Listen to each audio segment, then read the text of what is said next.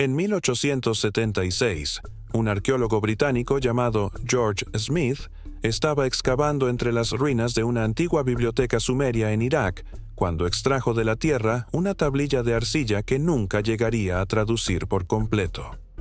La tablilla estaba agrietada en 3 lugares y cubierta de escritura cuneiforme tan densa que parecía que la superficie hubiera sido tallada por una máquina.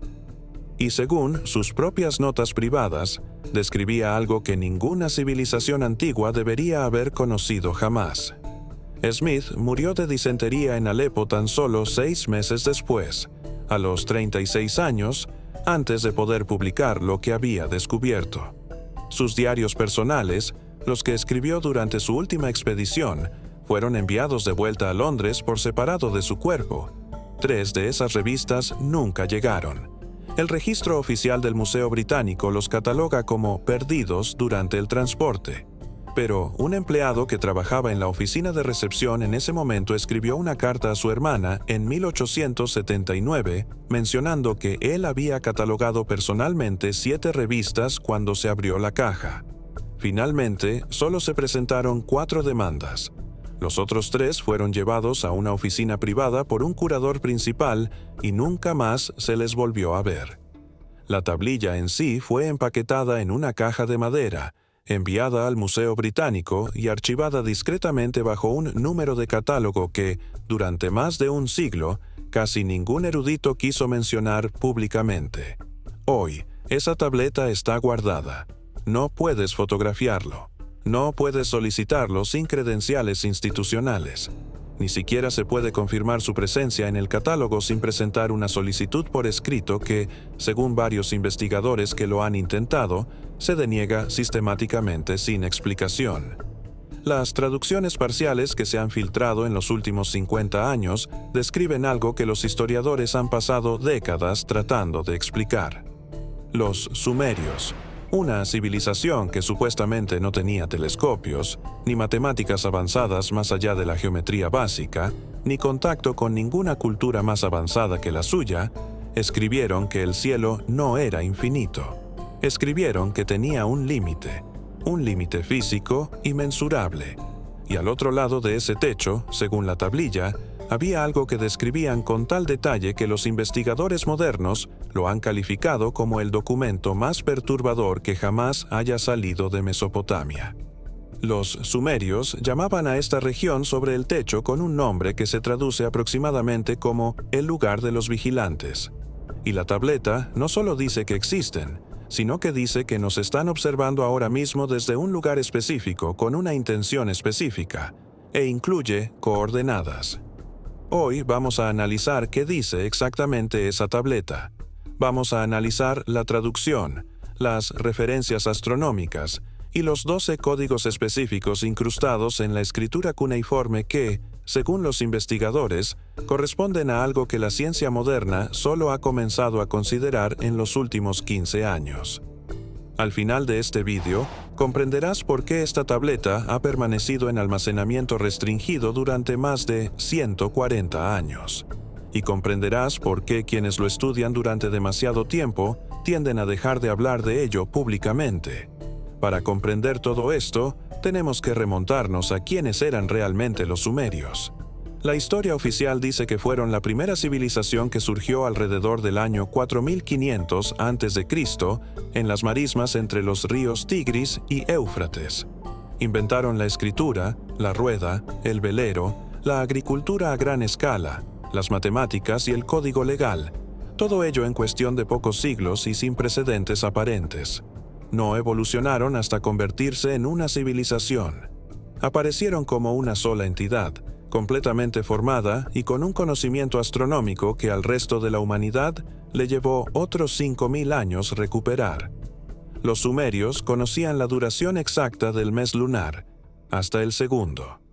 Rastrearon la precesión de los equinoccios, un ciclo de 26.000 años que requiere generaciones de observación para siquiera detectarlo. Tenían nombres para planetas que no podían ver a simple vista. Comprendieron que la Tierra era redonda, y lo escribieron todo en un idioma que, cuando fue redescubierto en el siglo XIX, los eruditos supusieron que debía ser obra de una civilización mucho posterior. porque el conocimiento era simplemente demasiado avanzado. Pero entonces llegaron las tablillas, cientos de miles de ellas, enterradas entre las ruinas de ciudades como Nippur, Eridu y Ur, y entre ellas, en la biblioteca personal de un rey asirio llamado Asurbanipal, se encontraba la tablilla de la que hablamos hoy, catalogada con un número de referencia que los investigadores me han pedido que no publique. La tableta formaba parte originalmente de una serie. Se suponía que habría al menos 7 de ellos. Solo este sobrevive intacto. Los demás son fragmentos, o, según un investigador del Museo Británico que habló de forma anónima en 2008, fueron retirados del catálogo público en la década de 1960 y no se tiene constancia de su ubicación actual. Y antes de continuar, necesito hacer una pausa por un segundo porque lo que estoy a punto de contarles se vuelve mucho más oscuro, y me di cuenta hace tiempo de que algunas de estas cosas no se pueden explicar completamente en formato de video. La decodificación completa de los 12 códigos, los números de las tablillas, los pasajes traducidos, la fecha astronómica que especifican hasta el grado, todo eso lo puse en un documento escrito. El enlace está abajo. Ahora, continuemos. La tableta en sí no es grande. Mide aproximadamente 7 pulgadas por 5 pulgadas, lo cual es lo habitual en los registros astronómicos sumerios. Lo que no es estándar es la densidad de la inscripción. La escritura cuneiforme de esta tablilla está tan compacta que los investigadores pensaron inicialmente que había sido tallada 2 veces, con un escriba posterior escribiendo sobre un texto anterior.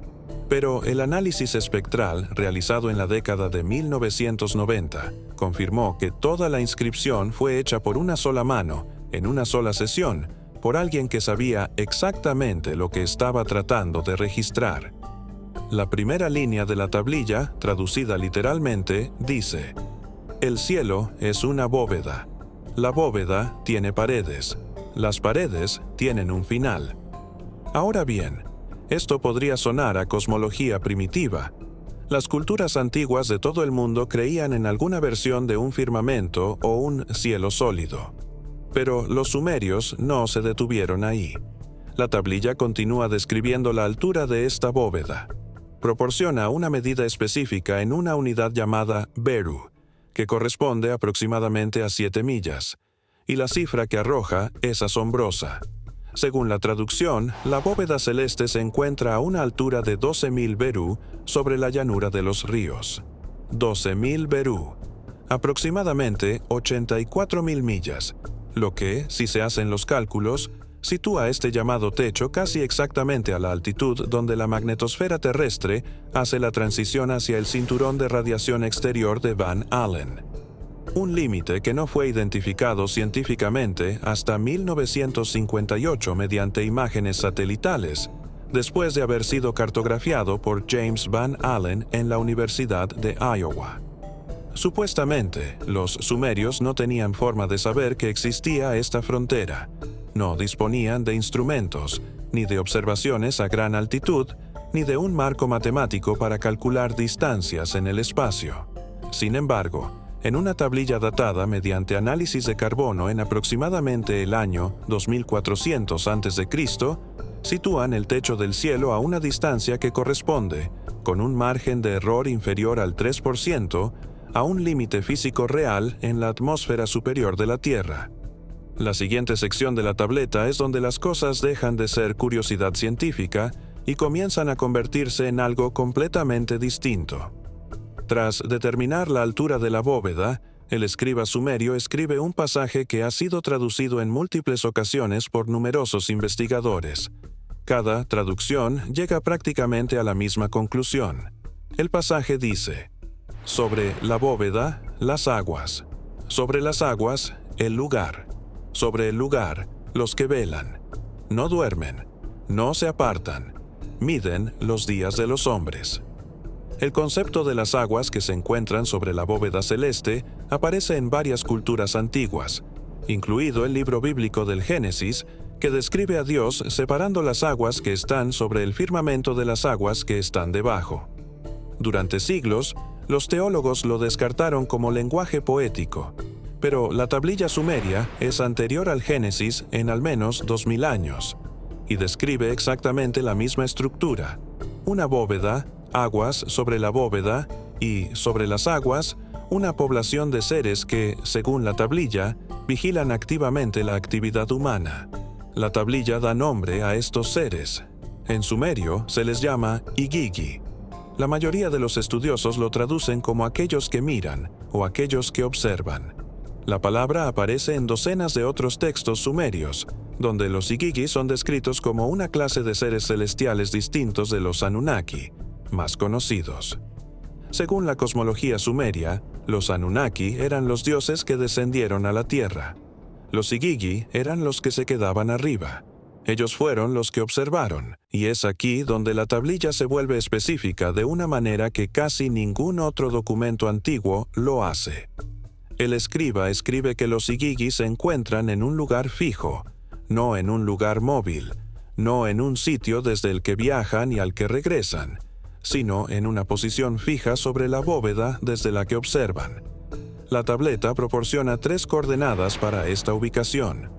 2 de ellas son referencias astronómicas que especifican una región del cielo en relación con 2 estrellas que, según los mapas estelares modernos, corresponden a un punto cercano a lo que ahora llamamos la posición de Lagrange, L1, una región gravitacionalmente estable entre la Tierra y el Sol, donde un objeto puede permanecer prácticamente estacionario en relación con ambos cuerpos.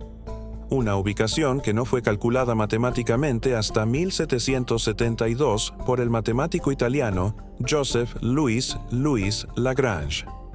La tercera coordenada es más difícil de interpretar. Utiliza un sistema numérico que ninguna otra tablilla sumeria ha utilizado jamás. Los investigadores han pasado décadas tratando de averiguar a qué se refiere. La teoría más aceptada, propuesta en 1974 por un lingüista de la Sorbona llamado Marcel Cohen, es que la tercera coordenada es una distancia, una medida en Beru que indica a qué altura sobre la superficie terrestre se encuentra este lugar. El número, una vez convertido, resulta ser aproximadamente 930.000 millas, que está dentro de un margen notablemente pequeño de la distancia exacta desde la Tierra hasta el punto de Lagrange L1. Ahora bien, permítanme ser muy claro sobre lo que esto significa. Una civilización que no sabía que la Tierra orbitaba alrededor del Sol, que no tenía telescopios, que no tenía las herramientas matemáticas para calcular la estabilidad gravitacional, de alguna manera registró la ubicación precisa de un punto en el espacio que requiere mecánica orbital avanzada para siquiera concebirlo. Y lo registraron como la ubicación de seres que, según sus propios escritos, nos están observando. La tablilla continúa describiendo lo que hacen estos seres, y es aquí donde las traducciones se vuelven inconsistentes. Diferentes estudiosos han traducido las siguientes líneas de manera distinta, dependiendo del dialecto sumerio que utilicen como referencia. Pero hay 3 palabras que aparecen en todas las traducciones, y estas 3 palabras han provocado más debates académicos que casi cualquier otro pasaje de la literatura sumeria. La primera palabra es Namlulu, que se traduce como recuento de humanos. La segunda palabra es Kingaltu, que significa la medida o la evaluación. Y la tercera palabra es Ushumgalu, que se traduce más directamente como la gran serpiente o el gran que espera. En conjunto, el pasaje parece indicar que los vigilantes que se encuentran sobre la bóveda están contando a los humanos, midiendo algo sobre nosotros y esperando algo. Lo que están esperando no queda explícito en el texto que se conserva, pero la tableta sí indica que la evaluación tiene un número asociado, un número específico escrito en escritura cuneiforme que ha sido verificado por varios traductores independientes. La cifra es 7.412 millones. En el año 2400 a.C., cuando se grabó esta tablilla, la población humana de la Tierra era de aproximadamente 27 millones de habitantes. No había forma posible de que un escriba sumerio supiera que la población llegaría a alcanzar los 7.000 millones de habitantes. Para él, era imposible siquiera concebir esa cifra en un sentido demográfico significativo. Sin embargo, la tableta especifica esta cifra exacta como un umbral, un desencadenante, el número en el que termina la evaluación y comienza otra cosa. La población mundial superó los 7.000 millones de habitantes en octubre de 2011. En 2022, superó los 7.400 millones. La tablilla no especifica qué sucederá al alcanzar esa cifra, pero sí indica qué harán los vigilantes. La siguiente línea en la traducción más aceptada dice: cuando el recuento está completo, descienden, abren la bóveda, caminan entre los contados. Esta es la sección de la tableta que la mayoría de los investigadores, al ser presionados, se niegan a comentar públicamente. No porque duden de la traducción. La traducción ha sido verificada por lingüistas de diversas instituciones.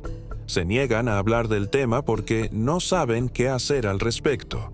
Porque si se toma la tableta al pie de la letra, lo que describe es un umbral de población que desencadena un evento. Y ya hemos superado ese umbral.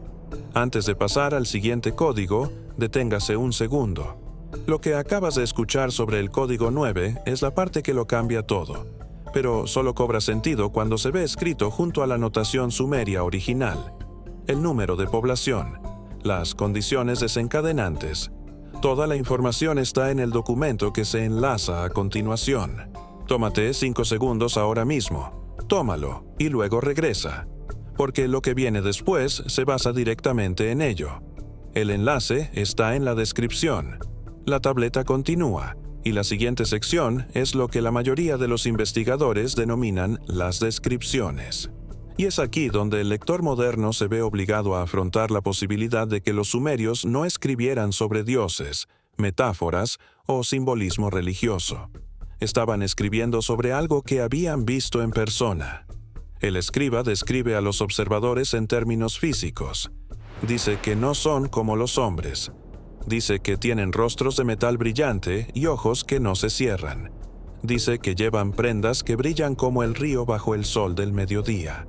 Dice que sus voces, cuando hablan, no se oyen con los oídos, sino que se sienten en los huesos. Y dice repetidamente que siempre han estado allí, desde antes de la primera ciudad, desde antes del primer hombre, desde antes, según una línea que ha sido parcialmente borrada por los daños en la tablilla, de la gran agua que ahogó el viejo mundo. Esa última frase es significativa. Los sumerios tenían múltiples mitos sobre el diluvio, siendo el más famoso la historia de Ziusudra, que precede al Noé bíblico en al menos 1000 años. En todas las versiones del relato del diluvio, se menciona que los vigías sobrevivieron al evento al permanecer por encima de la bóveda. Observaron cómo ocurría la inundación. No intervinieron. Y según esta tablilla, tomaron notas. Registraron lo que sobrevivió y lo que no. El escriba escribe que los vigilantes guardan un gran libro de arcilla con la lista de todas las ciudades que han muerto. Una frase que en sumerio utiliza la palabra específica para un archivo mantenido por un archivero. La tablilla indica entonces la fecha exacta en que llegaron los vigilantes. No en un sentido mitológico vago, sino como un evento astronómico calculable. El escriba escribe que llegaron en el año en que regresó la gran montaña en el cielo. Esta frase aparece en varios textos sumerios y se interpreta universalmente como una referencia a un cuerpo celeste, un planeta, un cometa o un asteroide, dependiendo de la traducción que se siga. Si se contrasta este pasaje con el calendario sumerio y se aplican las referencias astronómicas que el escriba proporciona anteriormente en la tablilla, se llega a una fecha. La fecha, convertida a nuestro calendario moderno, corresponde al año 11.034 a.C. Esa fecha es interesante por dos razones.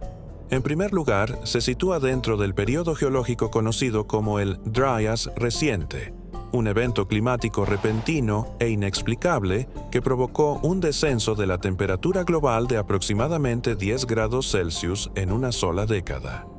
Los científicos aún no tienen una explicación definitiva de lo que desencadenó el Dryas reciente. La teoría principal apunta a un impacto de un cometa o asteroide en Norteamérica. La segunda razón por la que esta fecha es interesante es que corresponde casi exactamente a la fecha que varias otras civilizaciones antiguas, incluidos los egipcios, los mayas y los Hopi, dieron para la llegada de sus dioses o seres celestiales. Múltiples culturas en múltiples continentes, separadas por océanos y miles de años, todas apuntaban a la misma ventana en el tiempo como el momento en que algo llegó. Y la tablilla sumeria, anterior a la mayoría de estos otros registros, ofrece el relato más específico de quiénes llegaron y qué hicieron. Según la tablilla, los vigilantes no permanecieron mucho tiempo en la tierra. Ellos construyeron la bóveda.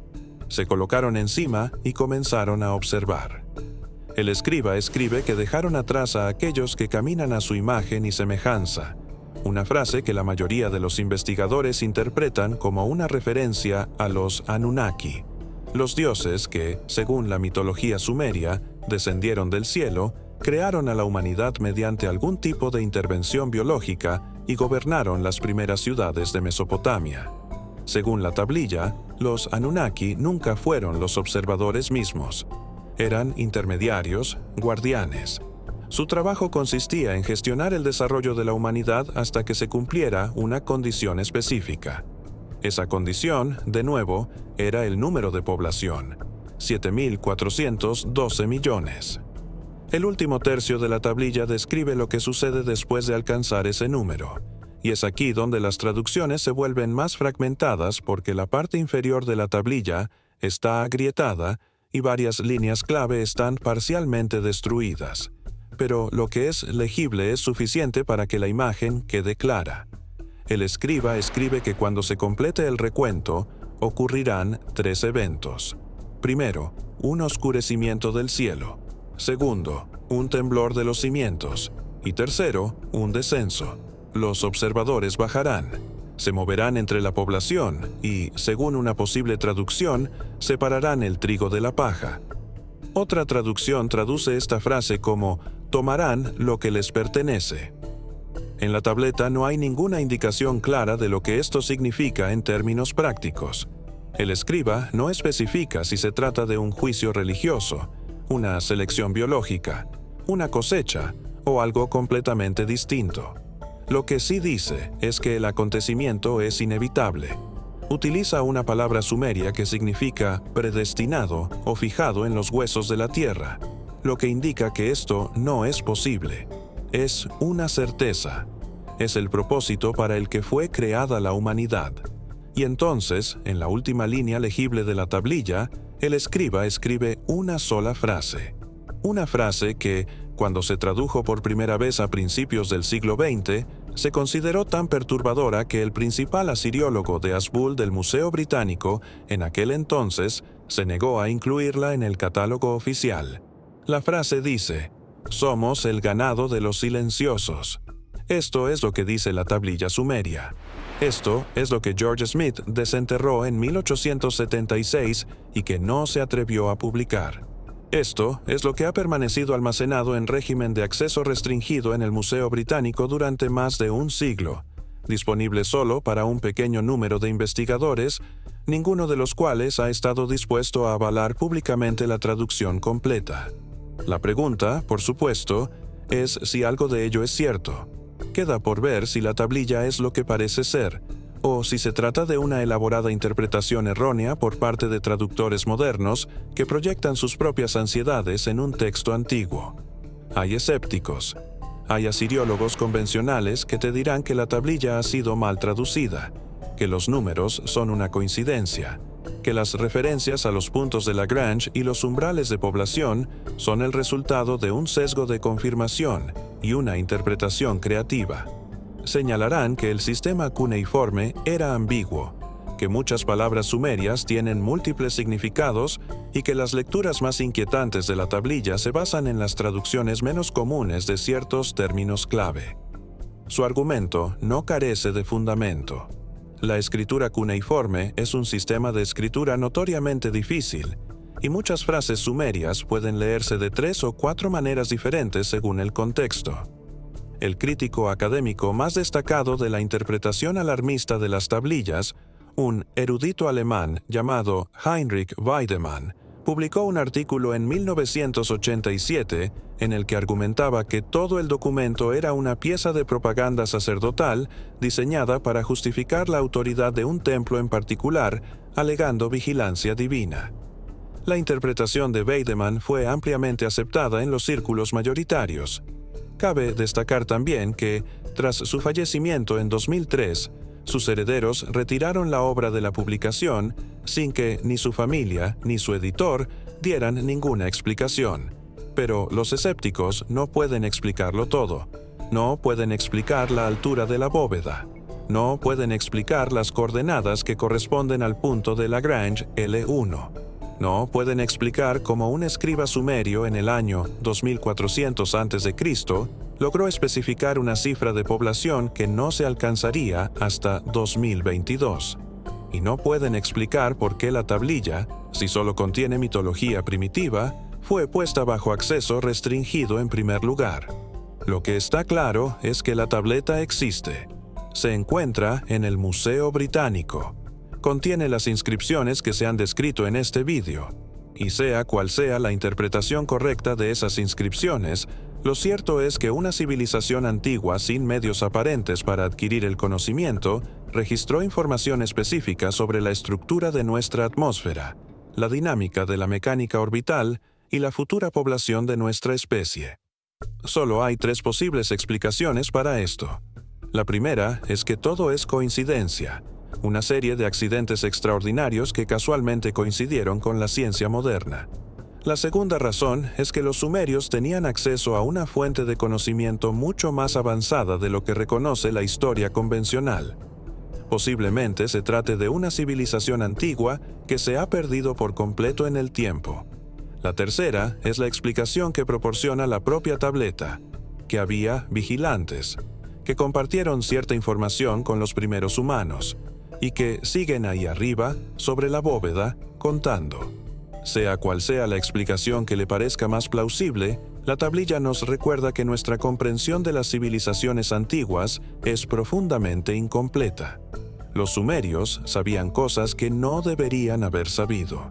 Grabaron cosas que, según cualquier criterio razonable de sus capacidades tecnológicas, no deberían haber podido grabar. Y en algún lugar del sótano de un museo de Londres, dentro de una caja de madera marcada con un número de catálogo que el público no tiene permitido conocer, un trozo de arcilla yace en la oscuridad esperando a alguien lo suficientemente valiente como para tomarlo en serio.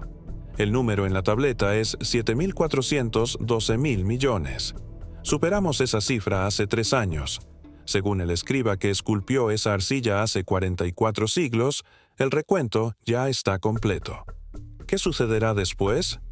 No dijo nada, solo dijo que ya estaba decidido, ya estaba fijado, ya estaba en marcha. Los sumerios nos dejaron muchas cosas: las matemáticas, la escritura, la rueda, el primer código legal, las primeras pesas estandarizadas, el primer calendario con una precisión de minutos por año.